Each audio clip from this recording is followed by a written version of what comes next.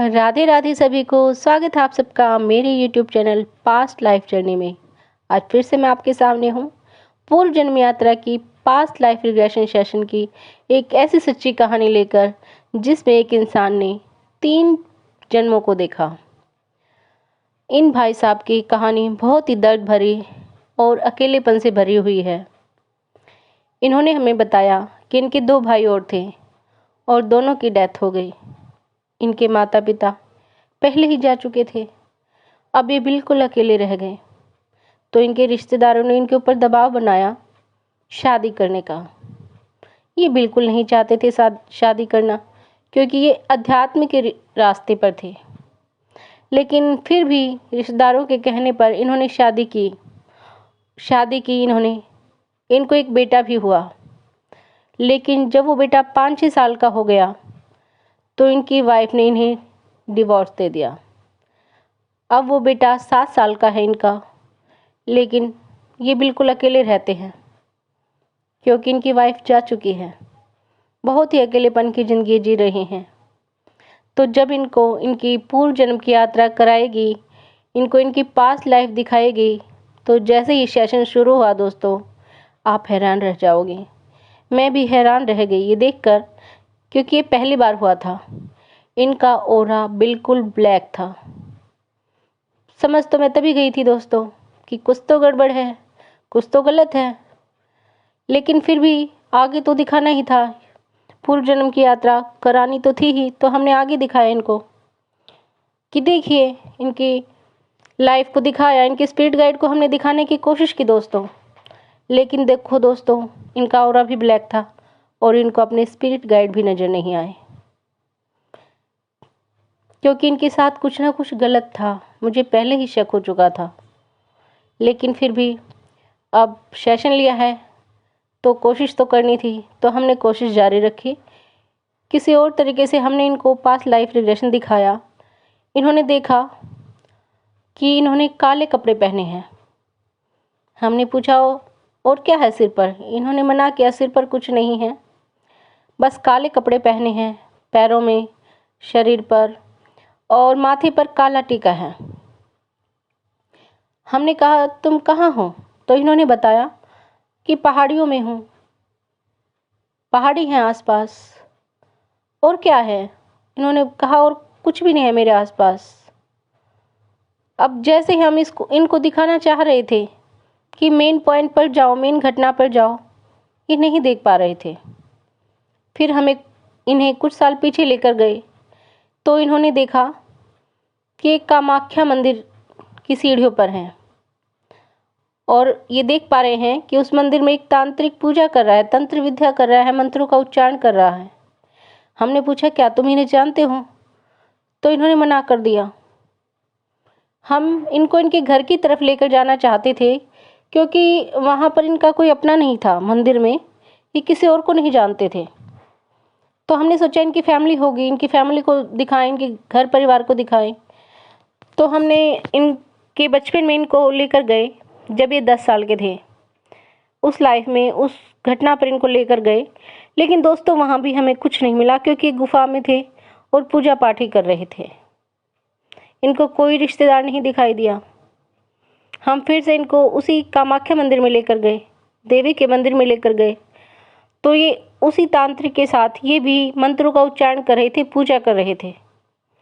तो हमें लगा दोस्तों कि इन्होंने कुछ ना कुछ गलत किया होगा, यहाँ पर तंत्र विद्या का गलत उपयोग किया होगा अपनी सिद्धियों का। तो हमने इनसे पूछा तो इन्होंने कहा नहीं, हमने ऐसा कुछ नहीं किया, हम सिर्फ पूजा पाठ कर रहे हैं, अच्छे के लिए कर रहे हैं। तो दोस्तों कुछ और दिखाई नहीं दे रहा था। तो हम इनको इनकी लास्ट टाइम में लेकर गए जब ये आखिरी सांसें गिन रहे थे। इन्होंने देखा कि इनकी एज 75 साल की है और एक कामाख्या देवी मंदिर की सीढ़ियों पर ही, जो लास्ट सीढ़ी होती है, वहाँ पर इनका शरीर पड़ा है। वहाँ पर ये आखिरी सांसें ले रहे हैं। हमने पूछा और कौन है आपके पास? कोई रिश्तेदार है? इन्होंने कहा नहीं, कोई रिश्तेदार नहीं है, सिर्फ लोग आ जा रहे हैं आसपास के, मुझे देख रहे हैं, मेरे शरीर को देख रहे हैं, और मेरा अपना कोई नहीं है। तो दोस्तों देखो, इन्होंने उस जन्म में बिल्कुल अकेलेपन की ज़िंदगी जी है, इनका कोई अपना नहीं था। फिर हम इनको इनके दूसरे जन्म में लेकर गए कि शायद वहाँ कुछ मिले। तो इन्होंने देखा कि इन्होंने सफ़ेद धोती पहनी है, कुर्ता पहना सफ़ेद और पगड़ी पहनी है। हमने पूछा कि पगड़ी कैसी है, किस रंग की है? तो इन्होंने कहा रंग बिरंगी। हम समझ गए थे कहाँ पर होंगे और कौन है, लेकिन फिर भी इनसे पूछा कि कहाँ पर हो और आप कौन हो? तो इन्होंने कहा मैं राजस्थान के जैसलमेर में हूँ। हमने पूछा आसपास कौन है? इन्होंने बताया कि ऊँट है। हमने कहा तुम्हारी एज कितनी है? तो इन्होंने बताया 25 साल। हमने कहा आसपास कौन है तुम्हारा अपना? इन्होंने मना कर दिया। अब देखो, हमने सोचा कि हर जन्म में इनके कोई रिश्तेदार नहीं होते, इन्हें नहीं मिलते, तो इस जन्म में इनको इनके बिल्कुल बचपन में लेकर जाएं, जब ये 5 साल के थे। शायद जब कोई रिश्तेदार मिले तो इनको इनके जब बचपन में लेकर गए, जब ये 5 साल के थे, तो इन्होंने अपने घर को देखा। हमने पूछा घर में कौन है? तो इन्होंने कहा माँ है, पिता हैं।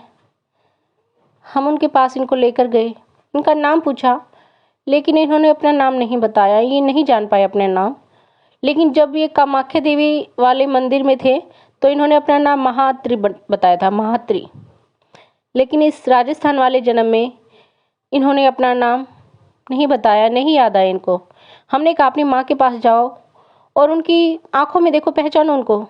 तो इन्होंने कहा हाँ, ये इस जन्म में मेरी पत्नी है। यानी दोस्तों, जो उस जन्म में माँ थी वो इस जन्म में पत्नी है। हमने कहा इनके साथ रिश्ता कैसा है आपका? इन्होंने कहा रिश्ता तो बहुत अच्छा है। दोस्तों, हम बहुत हैरान रह गए, क्योंकि सोचा था कि पत्नी के साथ इस जन्म में जब नहीं बनती तो उस जन्म में कुछ ना कुछ ऐसा होगा, अच्छा रिश्ता नहीं होगा। लेकिन वहाँ भी कुछ नहीं मिला दोस्तों। पिता के साथ भी इनका रिश्ता अच्छा था। फिर हम इनको इनके लास्ट टाइम में फिर लेकर गए कि शायद वहाँ कुछ पता चले। तो इन्होंने बताया कि मैं 50 साल का हूँ और बिल्कुल आसपास बालू मिट्टी है। और इन्होंने कुछ राजस्थानी भाषा में ही कोई शब्द बोला कि बालू का कुछ पता नहीं क्या आ गया, भंवर आ गया, क्या आ गया है, और उसमें तूफान आ गया है, ऐसा कुछ।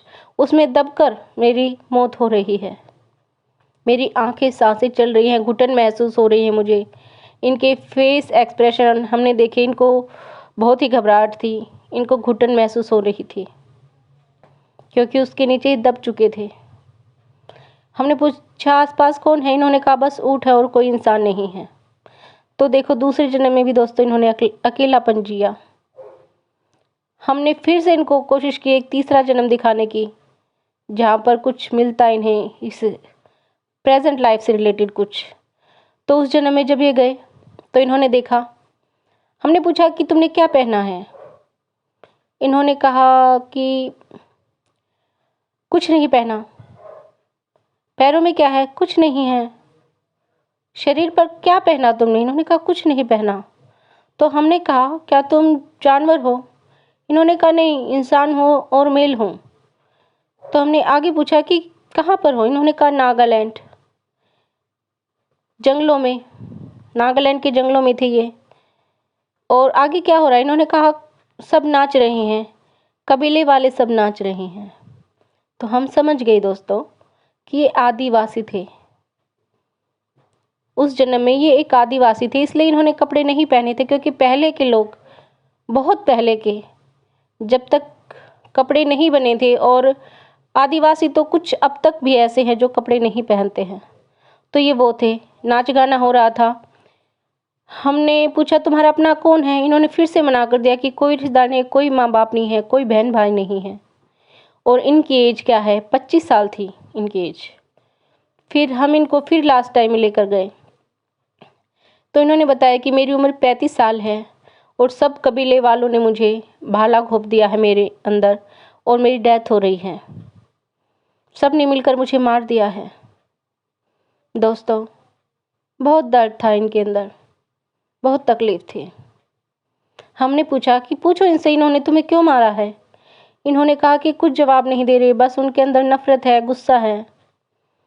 दोस्तों, ये अपने सवाल का जवाब नहीं जान पाए, क्योंकि जब भी मैं इनको दिखाने की कोशिश करती, वो इम्पोर्टेंट घटना, जो वो एक ऐसी ऐसी घटना जिसका कनेक्शन इस लाइफ से होता, तभी इनको अचानक से अंधेरा दिखाई देने लग जाता, बहुत अंधेरा हो जाता, धुआं, काला धुआं उठने लग जाता।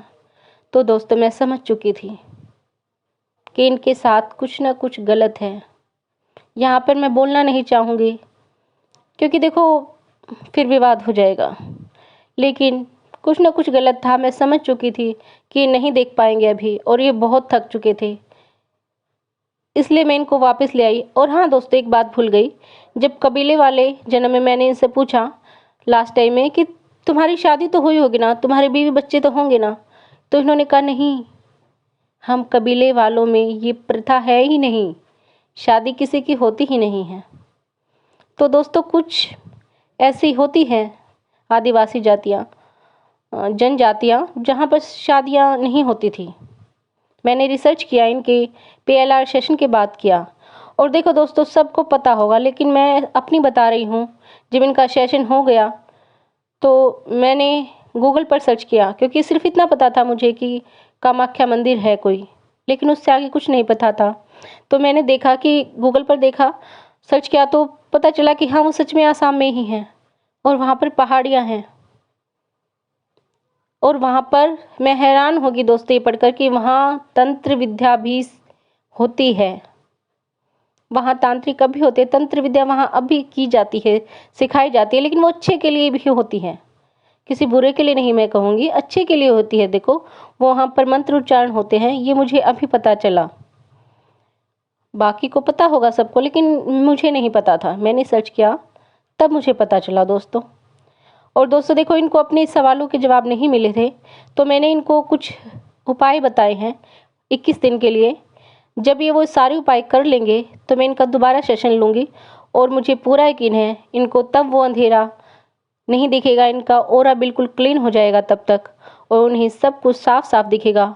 जो दुविधा आ रही थी, जो कुछ भी था जो इनको नहीं देखने दे रहा था, इनके सवालों के जवाब तक नहीं पहुँचने दे रहा था, ये तब नेक्स्ट सेशन में अपना हर सवाल का जवाब इनको मिलेगा। और वो पार्ट 2 मैं आप सबके सामने ज़रूर लेकर आऊँगी, आप ज़रूर देखिएगा। और ये कहानी दोस्तों आपको कैसी लगी? इन भाई साहब की कहानी बहुत ही अच्छे दिल के थे, बहुत प्योर सोल थे ये भाई साहब। तो अगर आपको मेरी ये कहानी पसंद आई हो तो आप लाइक सब करना, कमेंट करना, और अगर चैनल पर नए हो तो सब्सक्राइब जरूर करना। जब तक मैं इस कहानी का पार्ट 2 लेकर आती हूँ, 1 महीने के अंदर मैं ले आऊँगी, इनका दोबारा सेशन करूँगी।